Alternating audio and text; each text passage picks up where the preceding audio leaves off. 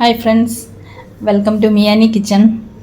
ഇത് കണ്ടോ, ഒരു നൊസ്റ്റാൾജിയ തോന്നിക്കുന്ന ഒരു പഴയ പലഹാരം. പഴയതല്ല, ഈ പലഹാരം എവർഗ്രീൻ ആണ്. ഏത് കാലത്തും എല്ലാവരും ഇഷ്ടപ്പെടുന്ന ഒരു പലഹാരമാണ്. ചെറുപ്പത്തിലൊക്കെ ഏത് ചായക്കടയിൽ നോക്കിയാലും ബോണ്ട ഉണ്ടായിരിക്കും. ചില്ല് കുപ്പിയിൽ, ചില്ല് അലമാരിയിൽ ഇങ്ങനെ ബോണ്ട അടുക്കി വെച്ചേക്കുന്ന കാണുമ്പോൾ തന്നെ നമുക്ക് തിന്നാൻ കൊതി തോന്നും അല്ലേ. ആ ബോണ്ടയാണ് ഞാനിന്ന് തയ്യാറാക്കി എടുത്തിരിക്കുന്നത്. നല്ല ടേസ്റ്റിയാണ്, നല്ല ക്രിസ്പി ആയിട്ടുണ്ട്. അപ്പോൾ ഈ ബോണ്ടയുടെ റെസിപ്പി എങ്ങനെയാണെന്ന് നോക്കാം. ബോണ്ട എങ്ങനെ തയ്യാറാക്കുന്നതെന്ന് നമുക്ക് നോക്കിയിട്ട് വരാം.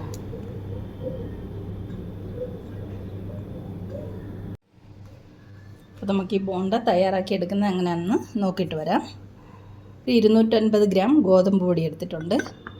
ഏകദേശം 200 ഗ്രാമോളം ശർക്കരയുണ്ട്. ഇത് നമുക്കൊന്ന് പൊട്ടിച്ചിട്ടൊന്ന് ഉരുക്കിയെടുക്കണം. 2 പഴം, കുറച്ച് ഒരു 1/4 സ്പൂണിൻ്റെ അടുത്ത് ജീരകം, ഒരു 1/4 സ്പൂണോളം ഏലക്ക പൊടിച്ചത്, കുറച്ച് തേങ്ങാക്കൊത്ത് നമുക്ക് നെയ്യിലൊന്ന് വറുത്തെടുക്കണം.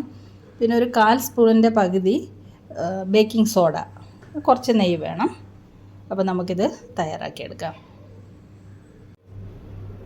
ശർക്കരയൊക്കെ ഒന്ന് പൊട്ടിച്ചെടുത്തിട്ടുണ്ട്. ഇനി നമുക്ക് ഇതിലേക്ക് ആവശ്യമുള്ള വെള്ളം ഒഴിച്ചിട്ട് ഇതൊന്ന് ഉരുക്കി കൊണ്ടുവരാം.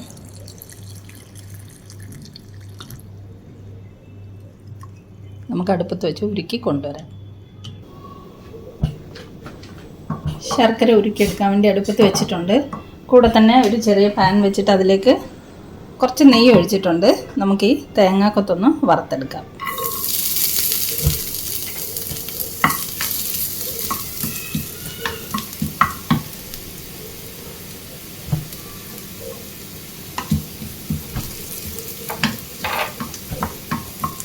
ഒരു ലൈറ്റ് ബ്രൗൺ കളർ ആകുന്ന വരെ നമുക്കിതൊന്ന് വറുത്തെടുക്കാം, മൂപ്പിച്ചെടുക്കാം.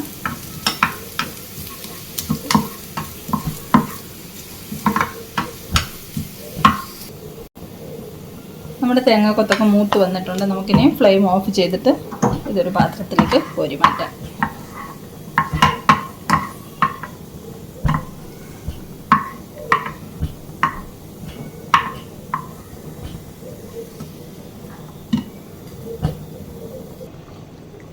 നമ്മുടെ ശർക്കരയും ഉരുകി കഴിഞ്ഞിട്ടുണ്ട്. ഇനി നമുക്ക് ഈ ഉരുക്കിയ ശർക്കര ഒന്ന് അരിച്ചെടുക്കാം. മണലോ മണ്ണോ എല്ലാം ഉണ്ടെങ്കിൽ പോയി കിട്ടും.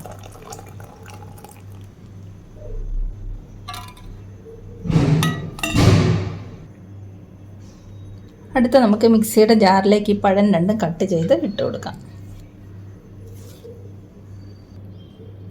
2 പഴം കട്ട് ചെയ്ത് മിക്സിയുടെ ജാറിലേക്ക് ഇട്ട് കൊടുത്തിട്ടുണ്ട്. അതിലേക്ക് നമുക്ക് ഏലക്കപ്പൊടി ചേർത്ത് കൊടുക്കാം. നമ്മളെടുത്ത് വെച്ചിരിക്കുന്ന ജീരകവും കൂടെ ചേർത്ത് കൊടുക്കാം. ഇതിലേക്ക് നമുക്ക് ശർക്കര ഉരുക്കിയത് കുറച്ച് ഒഴിച്ചിട്ട് ശരിക്കും അരച്ചു കൊണ്ടുവരാം. നല്ലതുപോലെ അരച്ച് പേസ്റ്റാക്കി കൊണ്ടുവരാം. മുഴുവൻ ഒഴിക്കണ്ട, കുറച്ചായിട്ട് ഒഴിച്ചാൽ മതി. ശർക്കരയും പഴമൊക്കെ അരച്ച് കൊണ്ടുവന്നിട്ടുണ്ട്. ഇനി നമുക്കിത് മിക്സ് ചെയ്യാൻ വേണ്ടിയിട്ട് ഒരു വലിയ ബൗളിലേക്ക് നമുക്ക് ഗോതമ്പ് പൊടി ചേർത്ത് കൊടുക്കാം.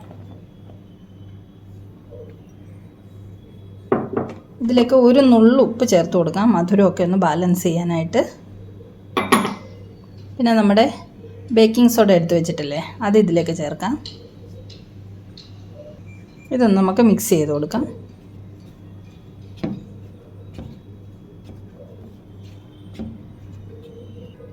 ഇനി നമുക്ക് പഴവും ശർക്കരയും കൂടെ അരച്ച് വെച്ചേക്കുന്നത് കുറച്ച് കുറച്ചായിട്ട് ഇതിലേക്ക് ഒഴിച്ചിട്ട് മിക്സ് ചെയ്തെടുക്കാം.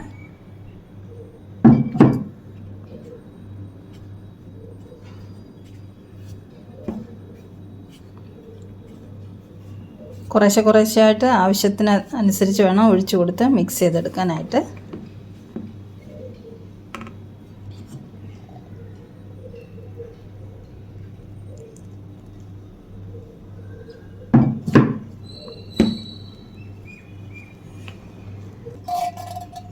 ഇനി നമുക്ക് ബാക്കിയിരിക്കുന്ന ശർക്കര പാനി ഒഴിച്ചിട്ട് കുഴച്ചെടുക്കാം.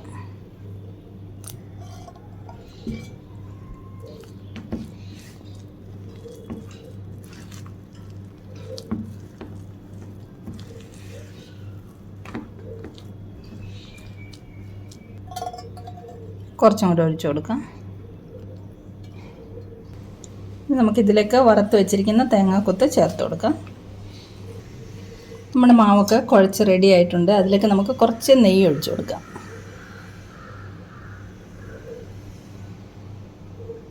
ഒരു സ്പൂണോളം നെയ്യ് ഒഴിച്ചിട്ടുണ്ട്.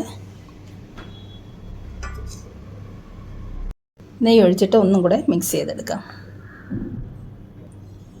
മാവൊക്കെ കുറച്ച് സെറ്റാക്കി ഒരു ബൗളിലേക്ക് മാറ്റി വെച്ചിട്ടുണ്ട്. ഇത് നമുക്ക് അടച്ച് വെച്ചിട്ട് ഒരു അരമണിക്കൂർ കഴിഞ്ഞിട്ട് നമുക്ക് ബോണ്ട ഉണ്ടാക്കിയെടുക്കാം.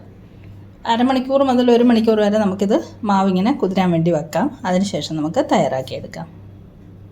നമ്മുടെ ബോണ്ട ഉണ്ടാക്കാനുള്ള മാവൊക്കെ റെസ്റ്റ് ചെയ്യാൻ വെച്ചിട്ടിപ്പം 1 മണിക്കൂർ കൂടുതലായി.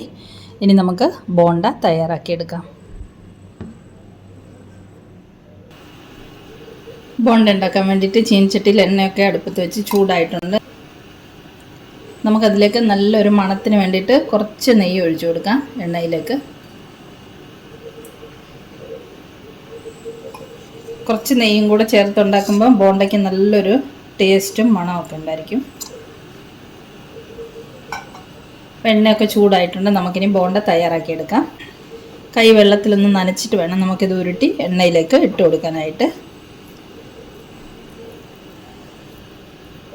കുറച്ച് മാവെടുത്ത് ഇതുപോലെ ചെറുതായിട്ടൊന്ന് ഉരുട്ടിയിട്ട് നമുക്ക് എണ്ണയിലേക്ക് ഇട്ട് കൊടുക്കാം. ഇതുപോലെ നമുക്ക് ഒരു 4-5 എണ്ണം ഒന്നിച്ചിടാൻ പറ്റും.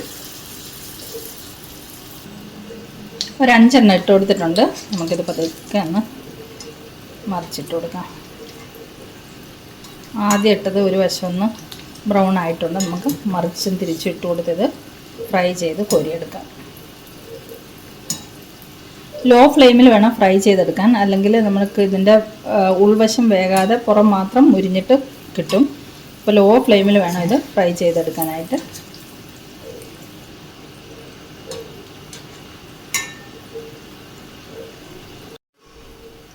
നമ്മൾ ഫസ്റ്റ് ട്രിപ്പിട്ട് 5 ബോണ്ട നല്ലതുപോലെ ഫ്രൈ ആയിട്ട് കിട്ടിയിട്ടുണ്ട്.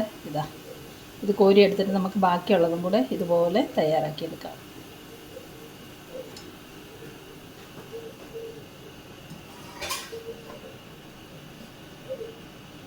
ഇത് നമുക്കൊരു ടിഷ്യൂ പേപ്പറിലേക്ക് മാറ്റാം. കണ്ടോ, നല്ല അടിപൊളിയായിട്ട് വന്നിട്ടുണ്ട്. ബാക്കിയും കൂടെ നമുക്ക് ഉണ്ടാക്കിയെടുക്കാം. സെക്കൻഡ് ട്രിപ്പ് ഒരു 4 ഇട്ടിട്ടുണ്ട്.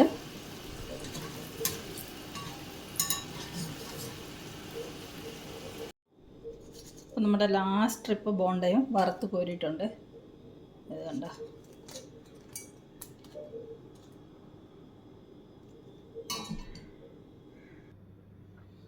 അപ്പോൾ ഇത് നോക്കിക്കേ, നമ്മുടെ ബോണ്ട എല്ലാം വറുത്ത് കോരി എടുത്തിട്ടുണ്ട്. നല്ല അടിപൊളി, നല്ല ക്രിസ്പി ആയിട്ടുണ്ട്. അപ്പോൾ ഈ ബോണ്ടയുടെ റെസിപ്പി ഇഷ്ടമായെങ്കിൽ തയ്യാറാക്കി നോക്കണേ. മറ്റൊരു സിമ്പിൾ റെസിപ്പിയുമായി നമുക്ക് മിയാനി കിച്ചണിൽ വീണ്ടും കാണാം. Thanks for watching the video. ഇതുണ്ട് 250 ഗ്രാം ഗോതമ്പ് പൊടി കൊണ്ട് ഇത്രയും ബോണ്ട നമുക്ക് കിട്ടി.